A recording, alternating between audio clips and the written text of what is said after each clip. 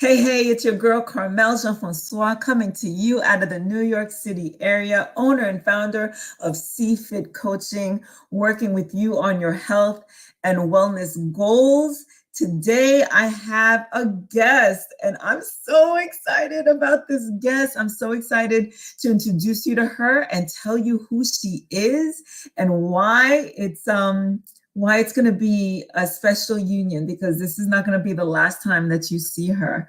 Anyway, so without anything further, I'm going to bring to the stage my colleague, my coach, my trainer, and soon to be gal pal, Leslie McPherson. Thank you for that introduction. I appreciate that. So, You're welcome. You're welcome. So, Leslie, so with that introduction, people are probably like, who the heck is that? right. So let my folks know who you are. All right. Well, my name's Leslie McPherson.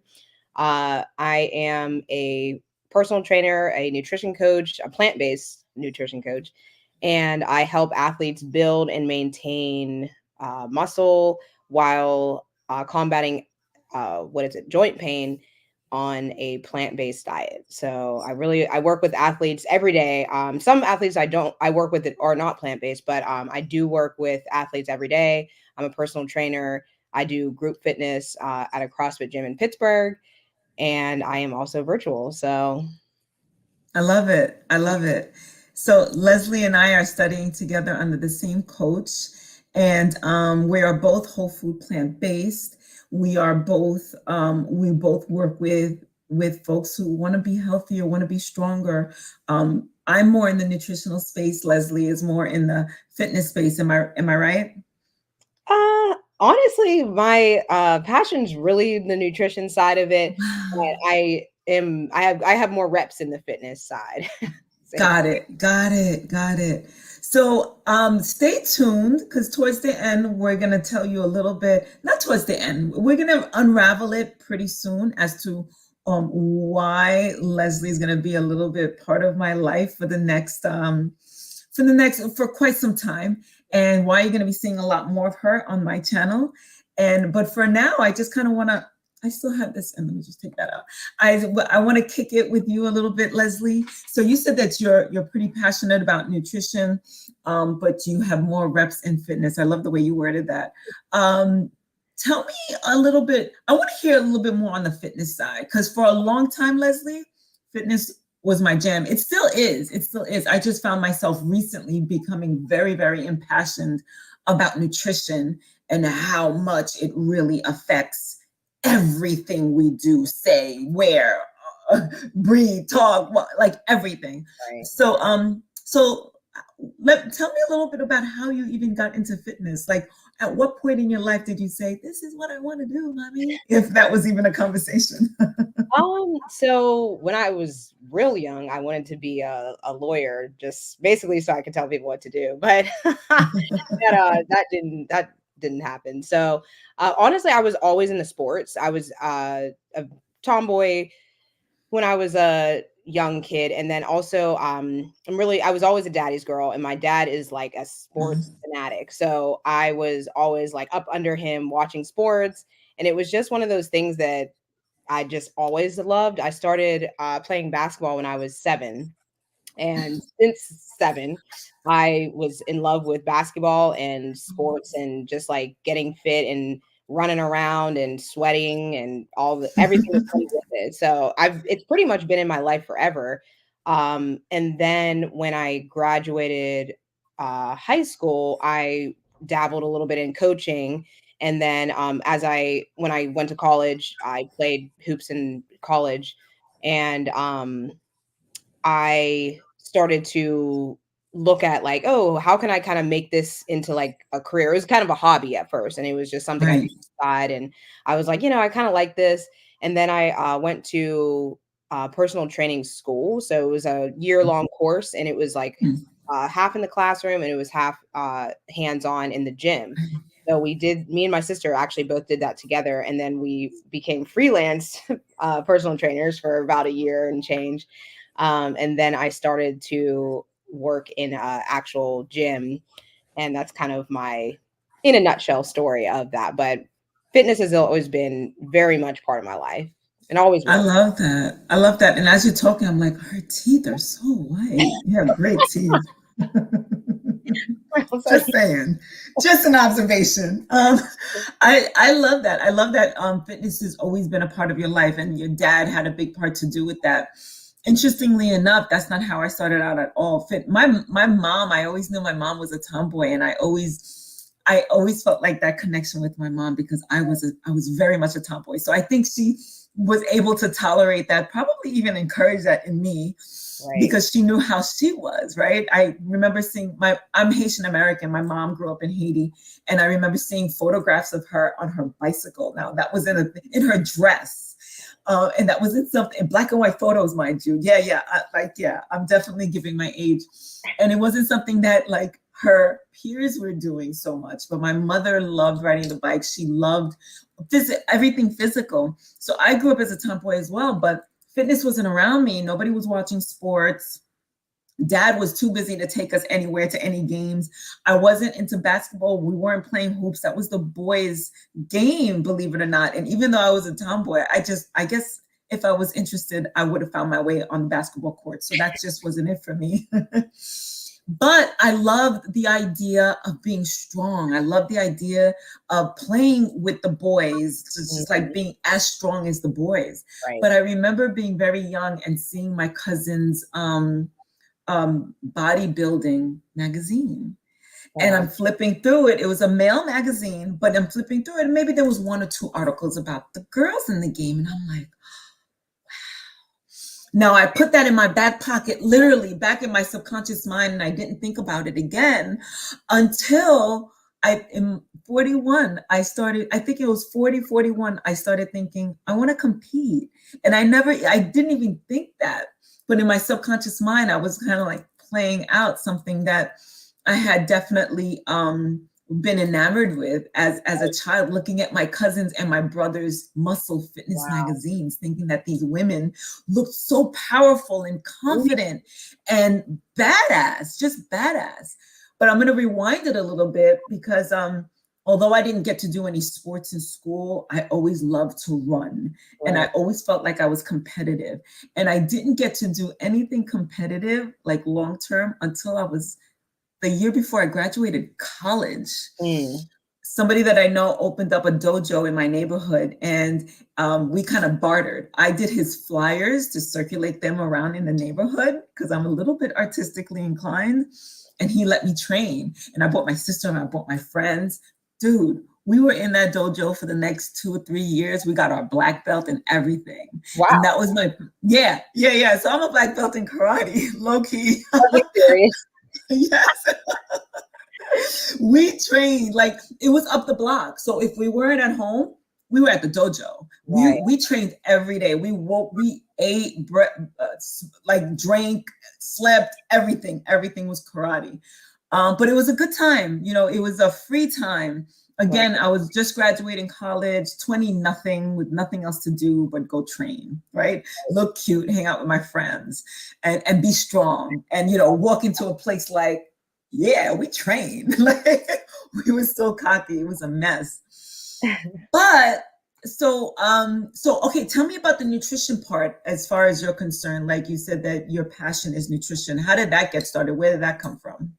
Yeah, well, since fitness was always a part of my life, when I started, I do CrossFit. And when I started CrossFit, I just kind of was like, I want to change. I want something new. And I was working out on my own at, like the local Globo gym. And my roommate from college, she had done CrossFit, and she was like, you should really do it. You would love it. And I was like, whatever. And then all of a sudden, I was like, all right, I'll try it. So I tried it, and I was not fit at all. I thought I was fit. I thought I was like real fit. And then when I got there and saw everybody else, I'm like, oh, okay, I'm not fit. But I've had those moments. Right. You're like, oh, this is humbling. So, and you just physically can't do certain things when you just first start. So it was one of those things, and I am really competitive. So I did work really hard to get better and like train and all that stuff. But I just kept hitting these plateaus. And there's like scalings in CrossFit where like you do the highest scaling is the heaviest weight and the most reps, things like that. And I was always like on the lower end of the scaling. And I feel like my natural like athleticism got me but so far. But then I was experiencing knee pain and swelling and all this inflammation. I had tore my ACL in college, my junior year of college. So those were starting to rear their ugly head, those pains and aches and all that. And this was like multiple years after I had graduated college. So I was in my mid 20s when I started, mid to upper 20s, and I was like unable to run. I was unable to squat. I was unable to do, lunges and certain things that I could have, should have been able to do. Yeah. And I'm like, okay, like I work out constantly. I train but I still have this inflammation. I still have this pain and I don't know why. And I was working at a desktop job at the time. And I actually started listening to Lisa's podcast, our Mm. and she, she's plant-based. And I was like, maybe. But I was like, okay, like probably not going to do this. So a couple, like probably like a year or two went by. And then I started listening to her podcast again. And I was like, you know what, maybe I should give this thing a try. And I actually did. It was during COVID. And I'm like, I have all the time in the world to meal prep and experiment and do all this stuff with my diet. And I actually ended up losing 30 pounds before I was even plant-based. But I still had the knee pain. So I was like, like I lost this weight, like I'm looking good. I wasn't big, but I was, just had a couple pounds of cut. And Right. You became leaner. right. And I was like, dang, like I still have this knee pain. Like I don't know how to get rid of it. And then one day I was listening to her podcast and she was like, just do it. And I'm like, you know what? I'm going to do it. So me and my sister, we did the whole 30 and we did elimination diet. Then pretty much immediately after I was like, I'm going vegan. I don't know if you're doing it with me, but I'm going vegan. And she was like, okay. And Did we she do went. it? Yeah, she did. She's still vegan. Oh, And so she just jumped on board oh, with yeah. you. She was like, okay, I love it. So, and then weeks went by and I had no knee pain. Inflammation was gone and my athletic performance in the gym skyrocketed. I mean, it was like night and day. And I'm like, this is it. I got the golden ticket. Yeah, So yeah. I got it. This is the magic pill that everybody's looking for. Yeah. And that is why I got so fascinated by it, because I've always been a workout junkie. Like, and that's great. And like, you can be a workout junkie and still, again, have knee pain and all the other things that come along with it. But as soon as I changed my diet, that's when the inflammation disappeared. That's when the mental clarity disappeared or kicked in. Fogginess. Right. The fogginess left. And my athleticism jumped even as I was entering like in my 30s. So it was very, very, like night and day. But I was like, oh, if I can do this to myself, I have to tell other people. Right. And that's why I'm like fascinated by nutrition, because my circle is all workout junkies. But I'm like, you don't have to suffer from all the inflammation, all the aches and pains, and you can actually do even better and accelerate your progress with your fitness if you actually change your diet. Yeah, So that's why I 100%. got into it.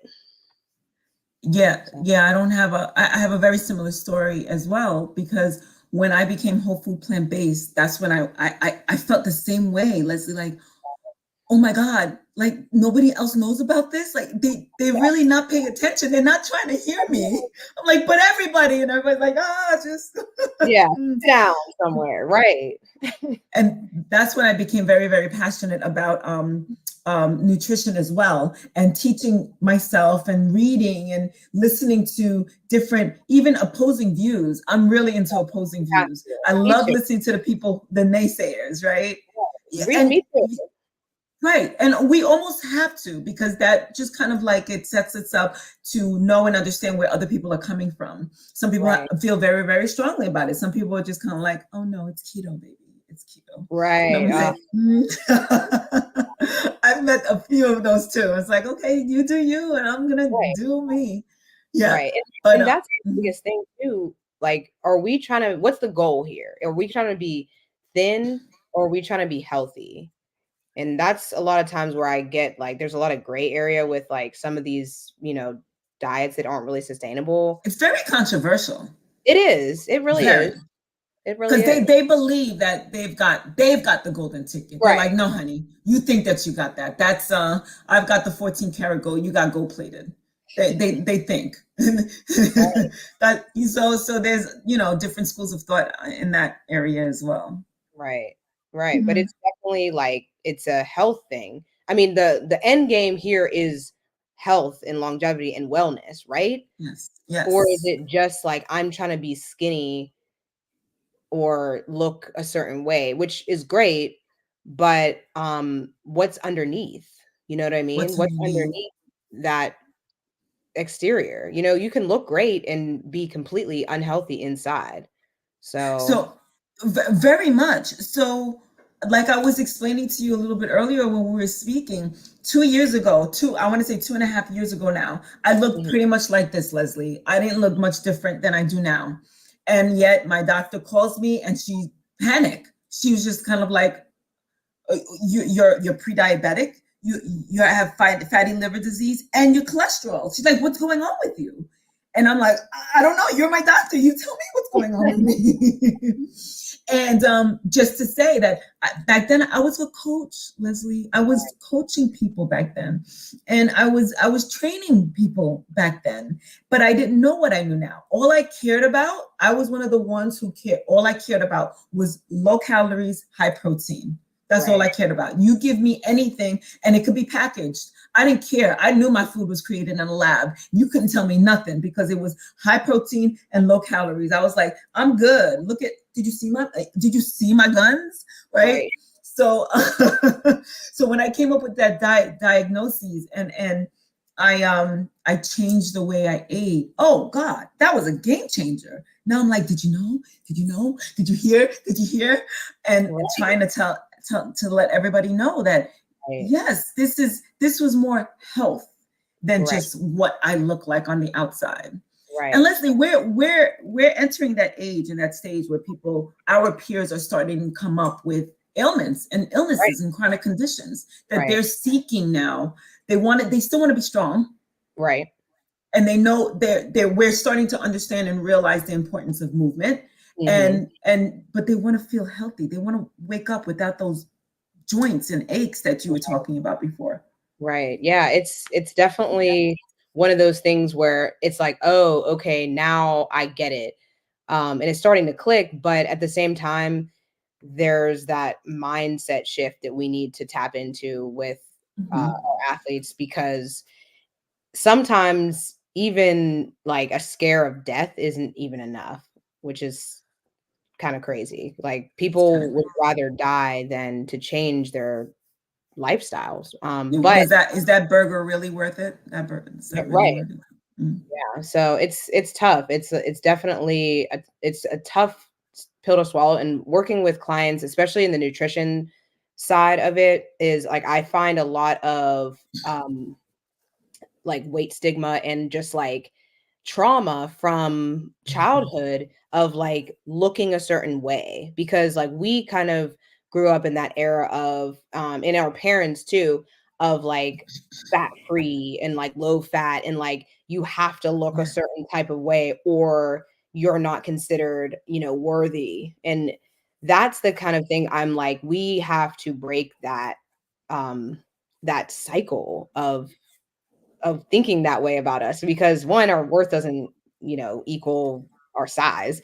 But Right. um also like we need to get out of the exterior only. It's just it's not good. We need to look internally. We need to look internally, and it's sad because it's a part of our psyche. Like you said, we grew up with that. We grew up in that era where that was blasted on TV. All the Right. actors, actresses, everybody on TV commercials, everybody around us, this is what they aspire to look like. So it's in our psyche, so it's not going anywhere, right? So when we work with our clients, we definitely do this. We work with mindset shifts Hmm. so that they can start, just like you were saying, Leslie, seeing the value within them, and it has nothing to do with your size and Right. how big or how small that you perceive yourself to be. Um, so I feel like even the women, the older women that I'm training now, still have that in their minds, Hmm. and it's a little defeating. It's sad to a certain extent, and Right. there's a lot of work that needs to be put into understanding and realizing that there's beauty within you that doesn't have anything to do with what you look like. And now the focus is on nutrition, and Right. focus on nutrition and movement, no Hmm. matter how much or how little. By default, Right. you're gonna look the way you want to look. You're gonna get into a size that you're actually proud of. It's like this is me. Hello, me, for the first time in our lives. It's a Right. beautiful thing to watch that transition, actually.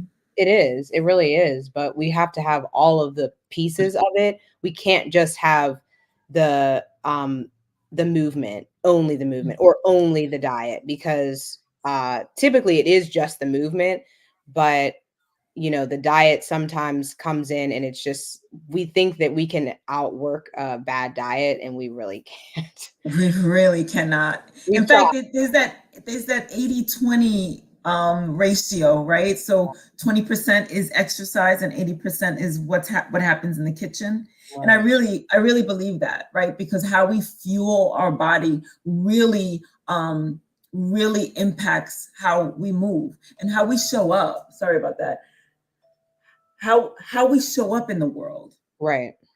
Right. So, do you have any like big wins that your clients might have gone through some kind of a mindset shift and achieved something that they thought that they couldn't? Do you have any of those stories? I'm sure you work in a gym. I'm sure you have a ton of Yeah. them. Yeah, I have, I definitely have some, and a lot of them are from our older clients too, where, my one client, I've been working with him for a couple years now, and he, was on medication for, diabetes, and he got off of all of his medication. And not, I mean, I don't even really like specialize in that specifically, but just a huge win. And That's a just, huge win. and he was on it for 10 Oh years. my God, Leslie. 10. Uh, Leslie, and you know what's incredible about that story? So many people think that a lot of these diagnoses are lifetime right, sentences. They're like, okay, this is my life now. No matter how sad or no matter how inconvenient it might be. And right, a lot of people, they literally don't know that right. it's reversible. And they normalize it. And that's where the part that's the worst is, like, you Yes. don't have to accept that. That can Mm. be something that you are just like, I can't accept it. This is too much. And everybody's like, oh, it's so hard to eat that way, or to, count calories, or whatever their issue is. But Right. it's harder to have to take this medication every day and have to worry about what it's doing to your body, and even just like what is in the medication. You're taking a foreign substance every single day whenever you can just eat real food and put real Right. in your body. But it's hard because people have normalized it. This is the norm of, you know, our society. So we have Mhm. to normalize being abnormal now. Yeah, we have to normalize eating real food. We have to Right. normalize actually waking up and not having any joint pain and being able to tuck and roll and jump and spend a little time in the kitchen and things Right. like that. So I want to switch channels a little bit. I want you to ask me about my shirt. Like, why am I wearing that shirt? Go ahead, ask me. Why are you wearing that shirt? Funny that you should ask. So okay, so you're a fitness trainer and you're here, and I'm gonna let out the big surprise. I'm sure some people have figured it out already. Leslie, I have taken Leslie on to be my coach, to be my trainer for the next 6 months, because I am training for a bikini competition. Now, before you think that this is some kind of a beach thing and I'm going to be strutting around in my bikini with some implants and maybe a BBL or whatever, that's not what I'm talking about at all. It's a fitness competition where I'm going to be gaining a little muscle, get lean. I'm probably gonna have to put a little bit weight on, because at this point, like, I'll disappear. And I'm okay with that. But we're gonna be doing it 100% on a whole food, plant-based diet. And I'm excited about that, Leslie, because Leslie, I did a competition 9 years ago when I was 41.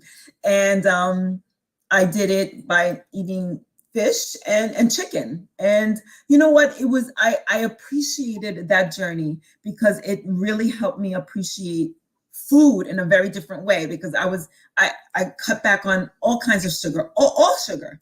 Right. I had to cut back on sugar. I had to cut back on salt.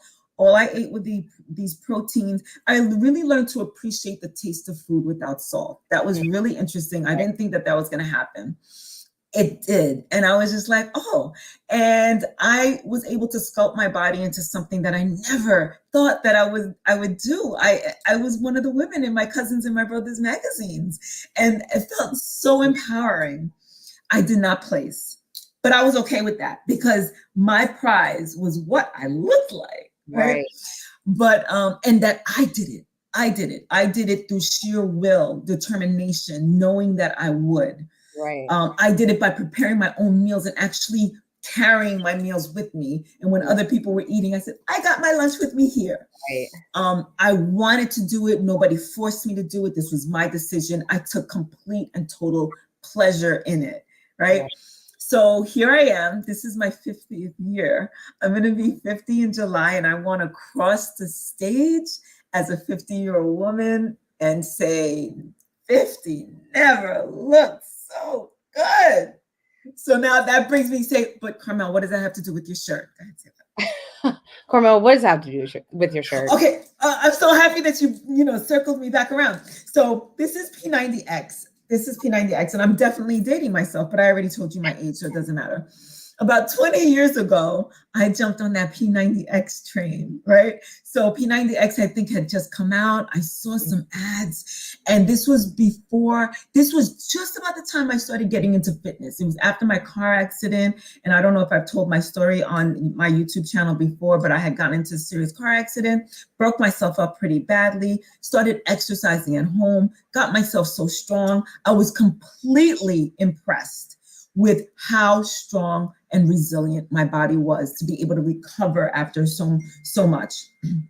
So I started working out. Then I see P90X and I'm like, sis. Now, my sister is my twin. So I really we make decisions like this together. This is a big deal.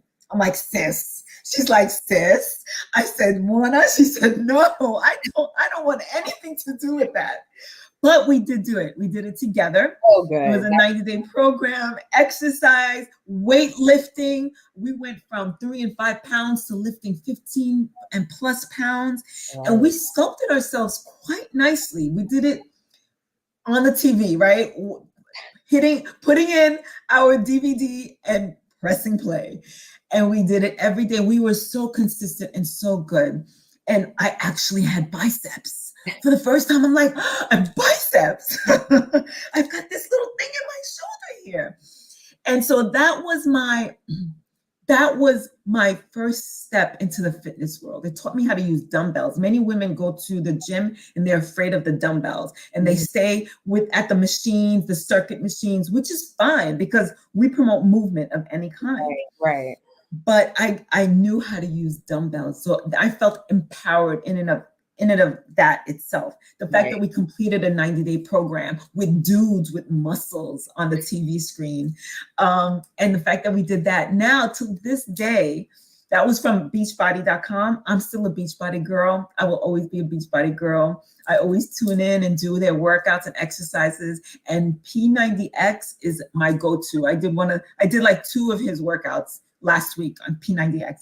That will always be my go-to whenever I want to feel strong, empowered, whenever I want to do an extreme workout of any kind, you know, and I go back to that. And P90X, I did a lot of those workouts in order to prepare prepare myself for a stage 9 years ago. And so I'm very proud of that. And this is actually the first time I'm wearing this, because I just want to make sure that everybody sees it. Everybody, do you see my shirt? So that's why I wore it, because now I'm entering into a new decade. Right. And I'm still excited about my exercise, Leslie. I'm still excited about waking up and picking up a set of dumbbells. I'm still excited about moving my body, about what my body has been able to do and what it still is able to do. Right. And as long as I keep using it, you know, be good to your body and your body will be good to you. I first heard that from Tony Horton, the creator of P90X. Okay. Be good to your body and your body will be good to you. And that's the main takeaway from doing the workouts and exercising and doing what I do on this level, because it feels great. It feels great to be able to say it. And I wish everybody could know that, Leslie. What about you? No, I agree. And I love your passion about like having muscles, because I actually didn't always love my muscles. Growing up, I always had them. They were always there, but I was sometimes like, I was almost, at the time, I guess I was growing up, it was not cool to have muscles as a female athlete or whatever, you know. And I ran cross country just as like a preparation for basketball season, and I loved cross country, and I still run now, but I just did not look like those other girls. Those other girls were like rail thin, and they were just like sticks, and I was like muscular. I had like a 6-pack and like these big arms and like a wide back and like these like muscular legs. And you know, I held my own. I did pretty well, but I'm like, I just could not figure out who was good and who wasn't. Like, you know, you just kind of scout out players and you're like, okay, she's a good one. Like, I could never tell. Yeah. It was always the scrawniest girl. And I'm like, oh, okay, really fast. But I was always really self-conscious of my muscles growing up. I was like, oh, like, should I wear this shirt? Is this shirt gonna be bulging out? You know, and as I got older, I started to really embrace my muscles. So I loved them and wanted them for so long, because I always just had them as a kid. And I was super self-conscious, but now I'm like, okay, I'm just really strong and I love being strong. And I want other girls and women to be like, oh, that's beautiful. Like, muscles are beautiful too. And like, that just shows how much dedication you're putting into your body and like how much you actually care about your body. Like, when you have muscles, that shows so much in it about yourself. About yourself. Right. So now I'm like, okay, like these are actually something to show off, not something to hide. Because I'm telling you, I would be like, oh, I can't wear this because my arms are too big.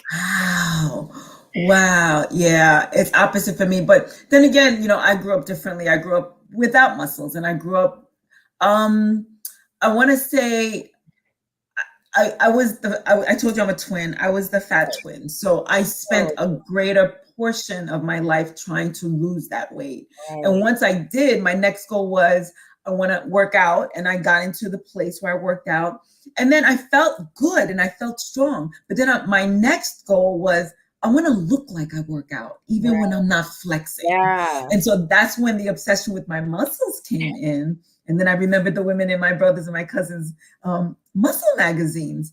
But that all happened for me when I was already an adult and I was past like, should I wear this and should I wear that? But one thing, Leslie, that I did tell my cousins and my sister, I'm like, check me, pull my card when I start looking like a dude. Should I start looking like a dude? Pull me aside and tell me to stop. But that's just a common myth that women think that when they exercise, they're going to look like a guy. We don't have the hormones for that. Unless you're taking supplements, it's not going to happen. And that's what I tell people all the time, because they're like, I don't want to look like a man. And I'm like, you won't look like a man because you just don't have that capability. So, exactly. You know, and so you have to be consistent for years and years and years and years to even put that kind of muscle mass on, you know. And for a woman to do that naturally, she's got to eat a ton.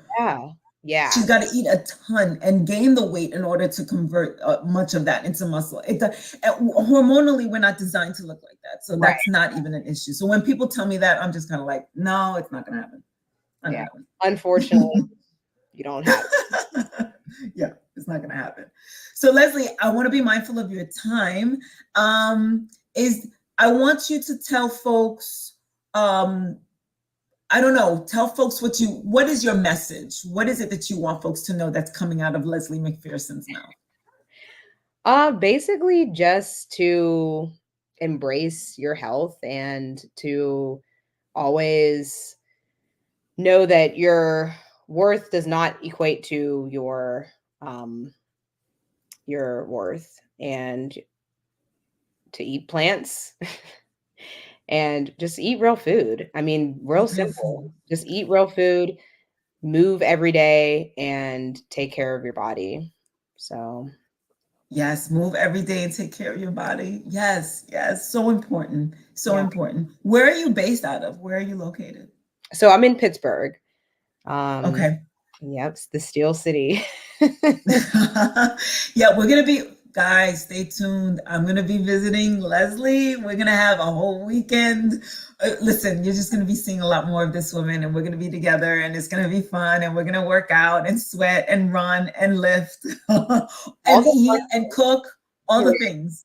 All the things, yes. So do you work virtually as well, or do you just work in person at your gym? You do? Yeah, so I do. I don't do a lot of virtual at my gym. I mainly do in person at my gym.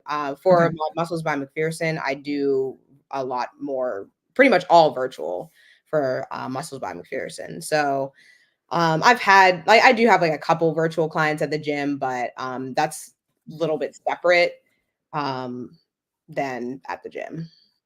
Okay, that's awesome. Just in case folks wanted to find you, how can they? I'm going to put it all in the description. I'll leave Leslie's contact information, all that good stuff. But where would they find you, just so that you say verbally? Just on Instagram at Muscles by McPherson. So love it. So easy. Muscles by McPherson. That was a name that me and my sister came up with together. We are not twins, but everybody thinks we are. And we started our business together. And I mean, I kind of run the show, but she has a lot going on. You guys are still in business together? Yes, technically we are. But she's in Philly right now. She's moving back to Pittsburgh very, very soon. But she's also very, very pregnant. So oh, congratulations to your sister. That's exciting. That's exciting. Yeah. All right. So folks, Leslie is my trainer, my coach. You're going to see the muscles that we create together. And I'm going to be like, these are Muscles by McPherson. We're about to get it, girl. We're about to get it. So with that said, I think that's everything. I think we said anything. Did you have any questions or anything? Any last comments or anything? I don't think so. I just appreciate you for having me on this. I'm ready to embark in this journey with you. Thank you. I'm ready too. I'm so excited. Guys, we were on the phone earlier today. We're talking about, the logistics of stuff. You guys are going to be so sick of me because I'm going to be documenting all of it. It's going to be good. So with that said, all right. So Leslie, I'm going to let you go. Thank you for spending time with me on my YouTube channel. And right now, so. Sorry, I didn't hear you. Go get a massage right now. get that Go recovery. get your massage, girl. Yes. And it's all about taking care of self, Yes. guys. She's taking care of her body so her body can take care of her. So with that said, share this with anybody that you feel that might benefit from this conversation, from what Leslie's doing, from what I'm doing. Would love to see you back. And I think that's about it. I'll see you next time, folks. Ciao, All right. ciao. Thank you. See Thank ya. you too. Bye. End stream.